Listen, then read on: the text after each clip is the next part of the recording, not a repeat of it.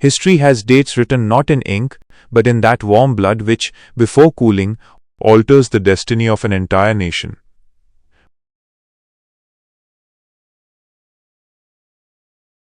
May 21st, 1991. This is not merely a date on a calendar.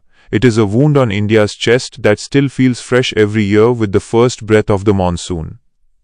This is not just the story of the assassination of a former Prime Minister. It is the story of an incomplete dream that Rajiv Gandhi, the youngest and most charismatic leader of modern India, had envisioned in his eyes. It is an account of a betrayal that crossed the boundaries of friends and strangers, a revenge that bred across the sea in the jungles of Jaffna, and a security lapse for which India paid by losing a part of its soul. Section 1. The Venom of Jaffna and the Flame of Revenge. The script of this horrific conspiracy was written not in the corridors of Delhi or the beaches of Madras, but in the impenetrable and terrifying jungles of the northern part of Sri Lanka, Jaffna, where the terror and rule of the LTTE, Liberation Tigers of Tamil Eelam, prevailed. 1.1 Background of the Civil War, the mid-1980s. Sri Lanka was burning in a fire that no one could extinguish. This war, fought between the majority Sinhalese government and the minority Tamils, had turned the entire island into a graveyard. The LTTE, an organization emerged in the name of Tamil rights, had now become a violent military machine.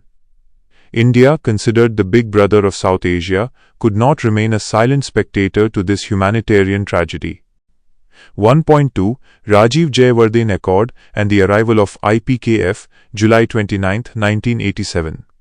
A historic agreement was signed in Colombo between Rajiv Gandhi and Sri Lankan President J.R. Jayawardene. Rajiv Gandhi wanted peace. He sent his army, the IPKF, Indian Peacekeeping Force, to Sri Lanka as messengers of peace. But this did not sit well with the LTTE chief, Velupillai Prabhakaran. He felt that India was coming in between his dream of Tamil Eelam. What was called a mission of peace soon turned into a bloody war between the LTTE and the Indian army. In the swamps of Jaffna, Indian soldiers were fighting those very LTTE guerrilla fighters whom India itself had once trained. 1.3 Prabhakaran's personal grudge. Prabhakaran was a man who never forgot and never forgave. He viewed the IPKF action as a stab in the back.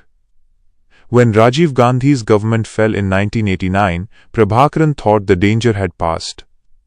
But the announcement of the 1991 midterm elections made him restless again. When intelligence reports indicated that Rajiv Gandhi was returning to power with a thumping majority, sweat broke out on Prabhakaran's forehead. He was convinced that Rajiv becoming Prime Minister meant the end of the LTTE. Section 2. Mastermind Sivarasan and the Blueprint of Death. 2.1 Entry of One-Eyed Jack. Prabhakaran summoned his most clever and cruel soldier Sivarasan.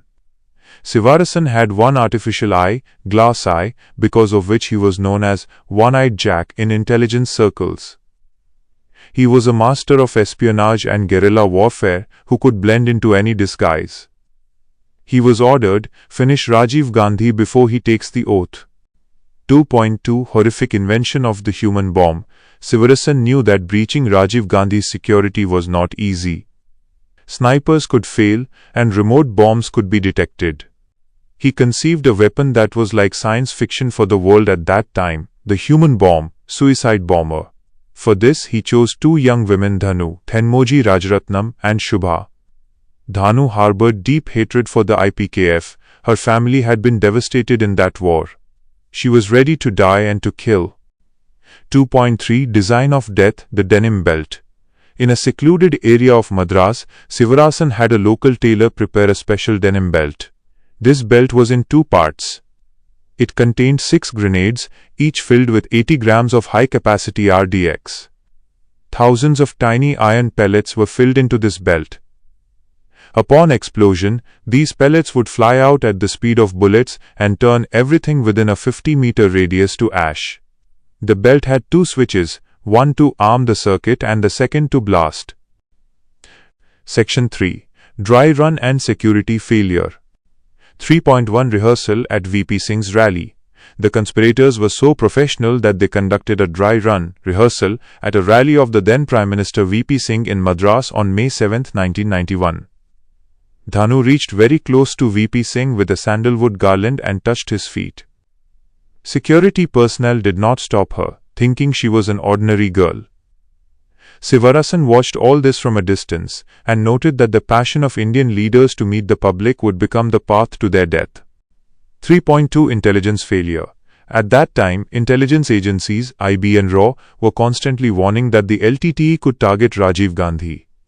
But in the election chaos, these warnings did not receive the seriousness they deserved. Rajiv Gandhi himself considered his security an obstacle. He would often break the bulletproof cordon to reach out and shake hands with people. He felt that if he feared his own people, how could he be called a leader? Section 4. Sriperumbudur, that accursed night. 4.1 The Call of Destiny, May 21, 1991. Rajiv Gandhi reached Chennai from Visakhapatnam. In the afternoon, his plane had developed a technical snag. If that plane had not been repaired, perhaps he would not have reached Sriperumbudur that night. But history had to write its cruelest script. The plane was fixed, and he landed at Chennai airport at 8:30 p.m. 4.2 Scene at the rally site.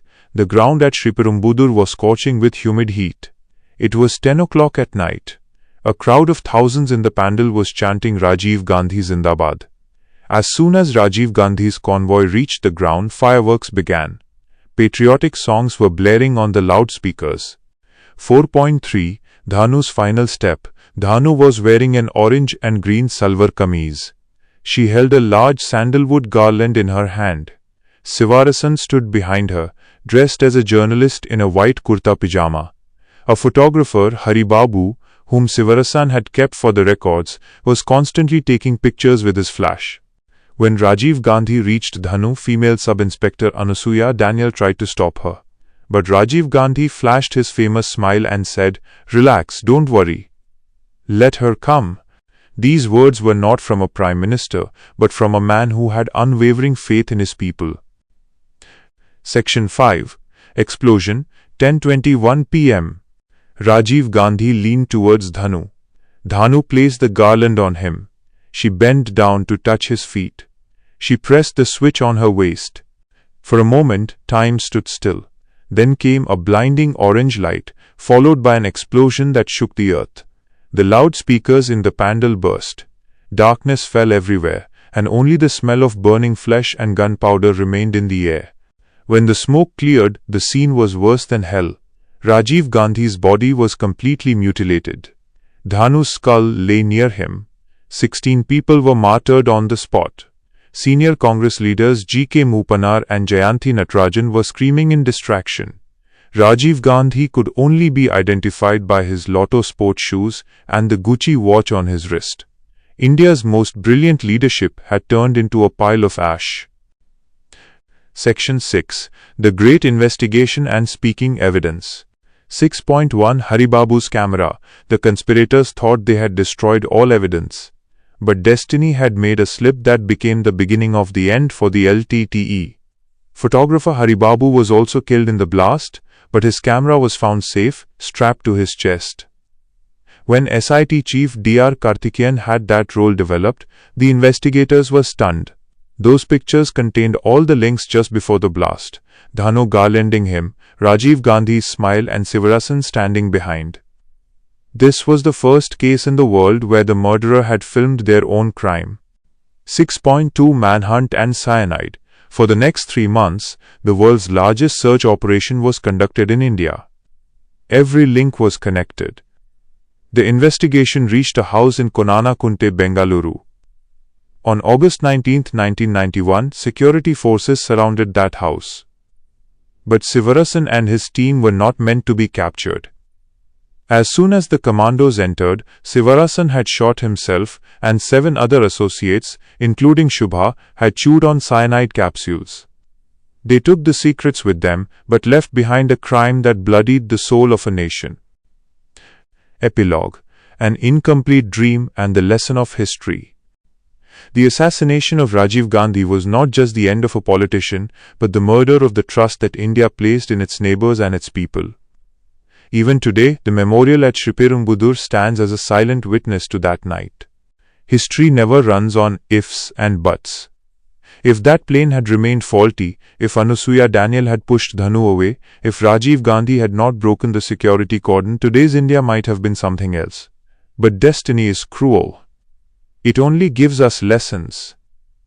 That lesson is that the price of peace is very heavy, and to keep democracy intact, we sometimes have to sacrifice our most precious gems.